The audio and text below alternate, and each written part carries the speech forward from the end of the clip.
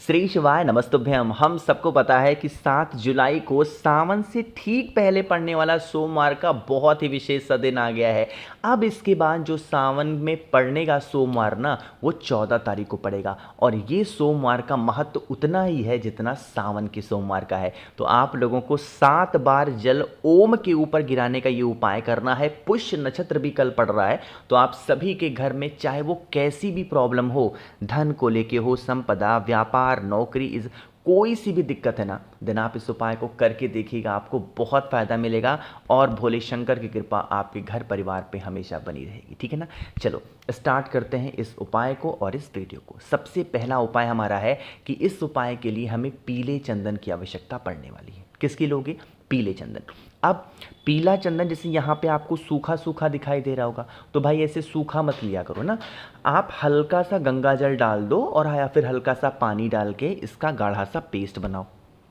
अब यहाँ पर हमें एक कनेर के पुष्प की आवश्यकता है। अगर मान लेते हैं कनेर का फूल नहीं मिलता तो कोई दिक्कत नहीं है, फिर आप कोई फूल मत लो, बट अगर मिल जाता है तब तो बहुत अच्छी बात है।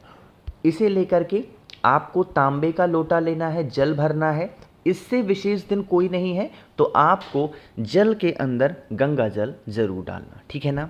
अब क्या करना, इस कलश को उठाना और जितनी सामान मैंने बताए हैं उसे लेकर के महादेव के शिवलिंग के पास पहुंचना। सुबह से लेकर के रात तक के टाइम पे जब कभी भी आपको मौका मिलता है, आइदर मंदिर में और अपने घर पे आप इस उपाय को कर सकते हो। ठीक, थोड़ा सा नियम समझेंगे, थोड़ा सा तरीका समझेंगे। मैंने आप लोग को क्या बताया है कि हमें लेना है पीला चंदन। तो आपको पता होगा एक स्थान ऐसा है महादेव के शिवलिंग के ऊपर जो उनका बड़ा ही प्रिय है। वो कौन सा स्थान है? भोले शंकर की सबसे प्रिय पुत्री, सबसे छोटी पुत्री माता अशोक सुंदरी का स्थान।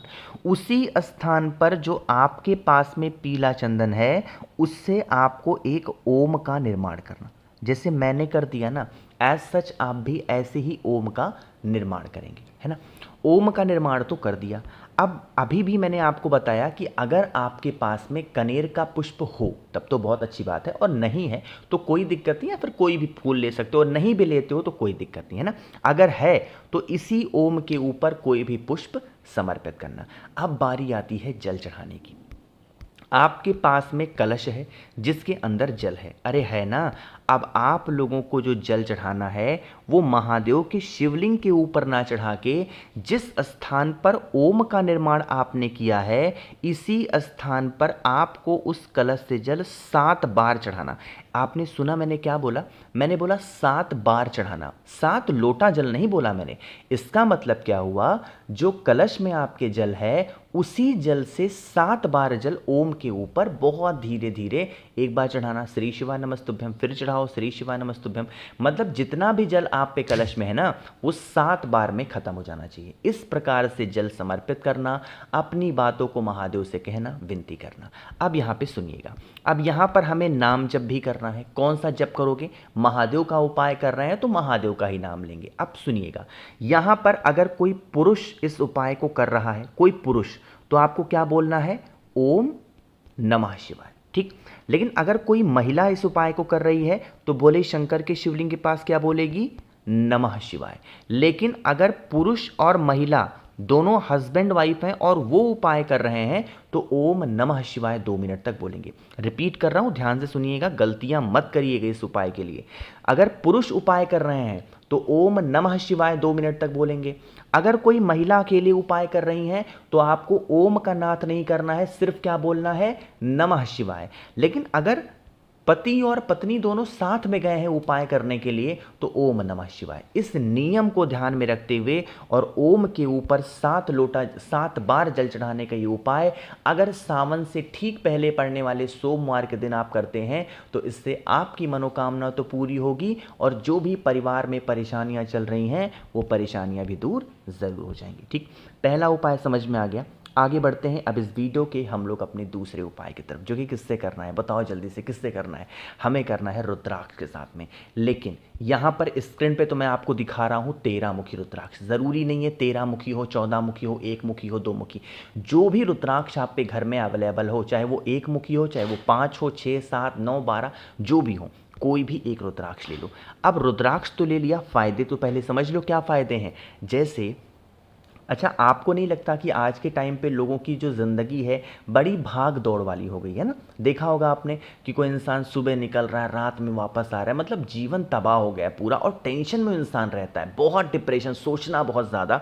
तो एक रुद्राक्ष के साथ में एक बेलपत्र भी ज़रूर लीजिएगा, ठीक? लेने के बाद में पहुंच जाना है महादेव की शिवलिंग के पास में। ध्यान रखिएगा, तांबे का लोटा लेना मत भूलना। तांबे का जो लोटा लोगे, इसके अंदर जल भरेंगे, जल के अंदर गंगा जल डालेंगे और जो रुद्राक्ष मैंने आपको दिखाया उसे डालेंगे। डालने के बाद में 30 मिनट तक, कहने का मतलब क्या है, आधे घंटे तक उस कलश के अंदर रुद्राक्ष को पड़ा रहने दो। कितनी देर तक? आधे घंटे तक। आधे घंटे के बाद में रुद्राक्ष को निकाल के ही घर में कहीं रख दो और फिर जो मैंने बेलपत्र दिखाई है आपको, उस बेलपत्र को महादेव के शिवलिंग के ऊपर चढ़ाना। जैसे मैं समर्पित कर रहा हूँ बेलपत्र को ना, डंडी किसकी तरफ होगी? माता अशोक सुंदरी की तरफ।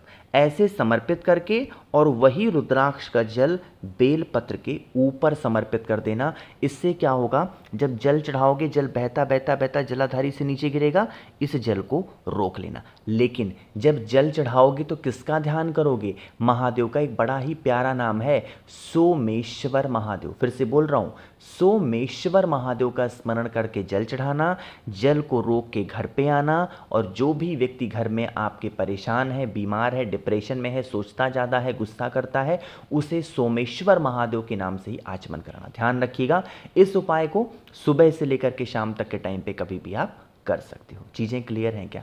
चलो, तो यहाँ पर हमने 2 उपाय की बातें कर ली हैं। एक छोटी सी गुड न्यूज़ आप सभी को देनी है कि बहुत सारे लोग की डिमांड थे कि भैया हमें सीहोर का रुद्राक्ष चाहिए। सीहोर का मैं आपकी जानकारी के लिए बता दूं कि बस कुछ ही दिन में, या फिर कह सकते हो अगर मुझे जितना जल्दी मुझे टिकट मिल जाता है सावन में या फिर सावन के बाद में, मैं जाने वाला हूँ सीहोर। तो आप लोगों में से जो लोग सीहोर नहीं जा रहे ना, मैं आप सभी के लिए रुद्राक्ष जितनी बार कोशिश करूँगा लाने की ना, लाइन लगा के किसी भी तरीके से जुगाड़ पानी करके, कैसे भी करके आप लोग के लिए रुद्राक्ष लेके आऊँगा। किनको ज़रूरत है सच में सीहोर के रुद्राक्ष, एक बार नीचे कमेंट सेक्शन में बता दीजिएगा या फिर मुझे व्हाट्सएप पे मैसेज कर देना। 9005643345 मेरा व्हाट्सएप नंबर है। मैं जब जाऊँगा तभी लेके आऊँगा, जिद मत करना भैया आज ही चाहिए प्लीज़, ठीक है? चलो, अब बातें करते हैं उपाय की। और हाँ, एक बात और बता दूं, इधर सावन में जो ऑफर लेके आऊँगा ना, उसमें आपको मैं एक राखी दूंगा जिसमें रुद्राक्ष लगा होगा और चांदी की प्लेट लगी होगी, बहुत ही शानदार से फ्री दूंगा आपको। देखो, अब तीसरे उपाय की बातें करते हैं। जैसे मान लो कि आप कभी भी अपने घर से बाहर जाते हो और आपको किसी काम में सफलता नहीं मिली, मतलब किसी काम में नहीं मिल रही है, तो आप इस उपाय को करिएगा। इसके लिए क्या करना है, ये क्या दिखा दिया मैंने? नहीं, ये नहीं लेना। आपको लेना है चीनी भाई। क्या लेना है? चीनी, यानी कह सकते हो अगर शुद्ध भाषा में बोलूँ तो शक्कर लेना, ठीक? शक्कर लेना और शक्कर लेने के बाद ही बाद आपको एक बेलपत्र भी लेनी, ठीक? शक्कर ले लिया, बेलपत्र ले लिया और फिर आपको एक तांबे का लोटा लेना, जल भरिएगा, ठीक? जल के अंदर शक्कर डालना, जल के अंदर बेलपत्र नहीं डालना। इस कलश को उठाइएगा और सीधा पहुंचना महादेव की शिवलिंग के पास में। जो आपकी मनोकामना है, जो आपके विशेष हैं, पहले बेलपत्र माता अशोक सुंदरी को चढ़ाना और उसी बेलपत्र को, अलग से दूसरा नहीं लेना, उसी बेलपत्र को महादेव के शिवलिंग के ऊपर चढ़ाना, जैसे मैंने चढ़ा दिया, ठीक? चढ़ा दिया। चढ़ाने के बाद में अब क्या करना है, आप लोगों को वही जल महादेव के शिवलिंग के ऊपर चढ़ा देना। कहाँ पे चढ़ाओगे? भोले शंकर के शिवलिंग के ऊपर वही शक्कर वाला जल जब चढ़ाओगे तो किसका ध्यान करोगे? बताओ जल्दी से। रामेश्वर महादेव। फिर से बोल रहा हूँ, किसका ध्यान करना है? रामेश्वर महादेव का स्मरण करके समर्पित कर दीजिएगा।